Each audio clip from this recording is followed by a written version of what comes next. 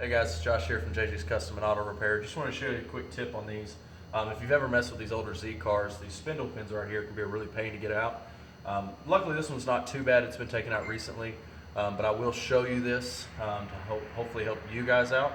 After you get your lock pin, which is this right here, which is in the dead center, what I usually like to do to try to get it out, some people beat it out with a hammer, but the problem with that is even with the nut on the end here, you run the risk of mushrooming the threads at the end, or you could actually hit it so hard that you actually rip the threads out, and you have to replace them. Like I said, this doesn't work for all of them. Some of these are in so bad that you end up having to just cut and air hammer out.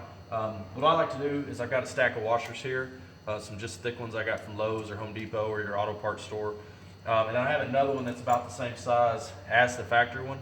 I don't like to use the factory one because sometimes it will bend them like this. So what you do is you just take it, you stack it over, and when you get your washers, you want to make sure that they're big enough that it's going to go over it with no problem at all, and that way it's not going to catch on it. So what you do is you just take your washer stack, slide it up on there, and then put your nut on there. You'll make sure you get a good amount of threads on there so you don't pull the threads. Then get your wrench and just tighten it down. What that'll do is it acts like a puller, and it'll actually start pulling this out. I always like to just feel over here and double check to make sure that it is actually pulling it out. There it goes. And a lot of times with these, once they break loose, they will finish pulling the rest of the way out. It's just getting that initial break loose. Let's see if it'll pull out here.